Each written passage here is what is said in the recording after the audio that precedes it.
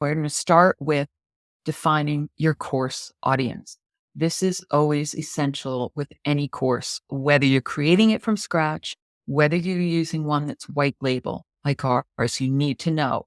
You need to know it if you're designing from scratch, because obviously you're going to gear everything, your whole design to that. You need to know it for using a white label one, because you need to be able to customize it. And when you put that into ChatGPT before you start designing or editing, it will remember. So you can start by getting some details if you don't already have them. If you have details about your target audience, put it in. Say, my target audience is this person, they have this need and that challenge and these demographics. Give it as much detail. If you need help actually honing that, you can ask ChatGPT. So here I'm going to say I'm in a certain profession and ask it, who's my target audience? What are their challenges, goals, and interests? And then have it create 3 different ideal student profiles. So let's hop over to the chat over here, and you should be able to see my chat. When you first go into sign up for ChatGPT, if you haven't done it already, you will see a place somewhere near the bottom, I think, to sign up for GPT Plus. And that's what's going to give you an option at the top. So if I go into a new chat on the top left here, you'll see there are 2 options, 3.5, which it says is fastest. And yeah, it is fast for its output because it's not drawing and thinking as much, drawing on as much stuff. Or GPT-4, which is what I always use now. And the default is the main one you're going to use. Bing, I've been testing a little bit. Sometimes it times out, but that's more if you want to look up stuff on the web. So we're going to stick with the default one. And I've already started those prompts, so we're not wasting time watching it. There are some extensions. There's one called AI PRM where you can export it, but I just copy and paste it into a Google Doc when I'm all done. I just took a random niche here and I said, I'm a business coach who helps retirees start a new home-based business to earn extra income. Who is my target audience and what are their challenges, goals, and interests? This little thing, please write in a friendly tone, instructive writing style, English language. That actually was added in from a plugin I was using called AI PRM, which automatically adds into your prompt the tone that you set.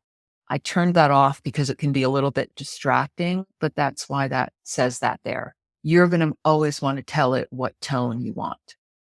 So here's the answer I got. And you can see that it gives me a little background, how I should be thinking as a business coach for retirees looking to start a home-based business. Your target audience is pretty clearly defined. Individuals who've recently retired or those nearing the retirement age. However, let's delve a bit deeper and identify their challenges, goals, and interests, etc. And it lists them out. Challenges, technological skills, starting from scratch, limited resources, health and energy levels, which is interesting. So if you're working with new retirees, what kind of goals might they have? Supplementing income, keeping busy, legacy building, independence, and interests. They might be interested in learning new skills, leveraging their experience, networking, giving back. Now, this is what ChatGPT is saying could be your target audience. You have to then confirm that. So this is where you're getting some ideas and you might want to go out and ask your audience some questions to really confirm that. And if you're not sure what questions to ask, you could also ask ChatGPT, what questions can I ask my target audience in order to confirm or prioritize these needs? Try out some different prompts there. And it says, remember your role as business coaches to guide them through these challenges, align your solutions with their goals, understand their interests, etc. Once you're sure that's right, say now create 3 different ideal student profiles for my audience. And it comes up with 3 different ones, and they're all slightly different. We have Sarah, who recently retired as a high school teacher, lacks experience with online platforms, would benefit from learning basic technological skills, what kind of things they could learn. And then we have David, who's an outgoing retiree who had a successful career as a sales executive. So they're going to have different sorts of needs. was passionate about organic gardening. So really detailed stuff. Now, this isn't necessarily true for your audience. These are examples. So again, you've got a nice structure here, and then you'd want to change it to what yours is before you get into designing. So these are examples what they could help in. You could use help in creating a business plan.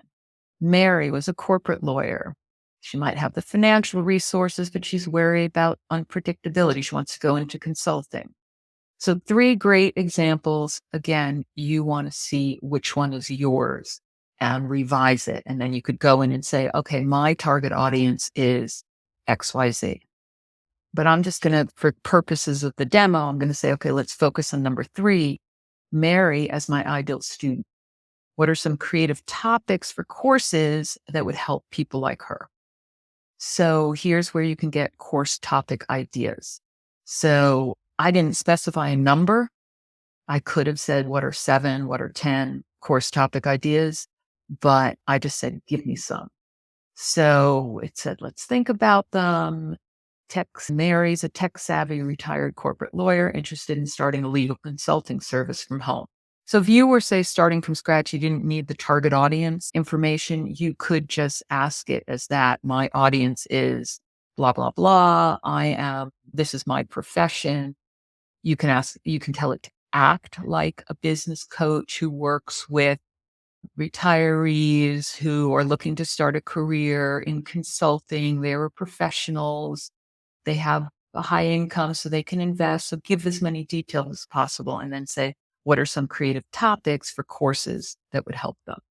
And it'll give you a base. So here it's given things like setting up a home-based legal consultancy, branding your legal expertise, marketing strategies for legal consultants, all very tailored to that, but general topics, client relationship management, consulting ethics, work-life balance, building a legacy business, all could be interesting.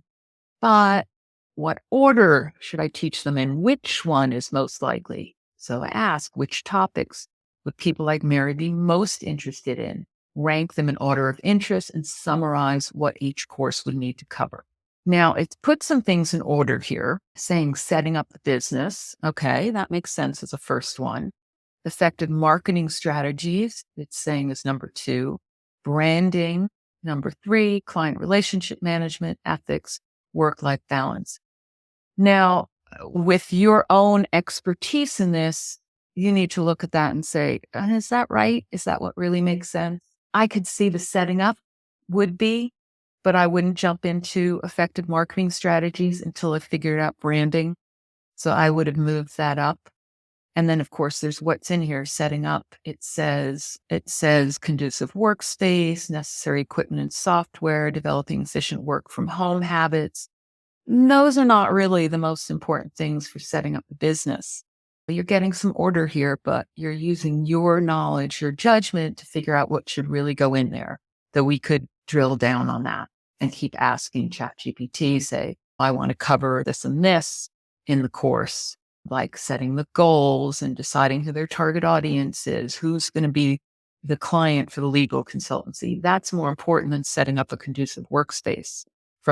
So you're getting ideas, but you're not going to use them exactly.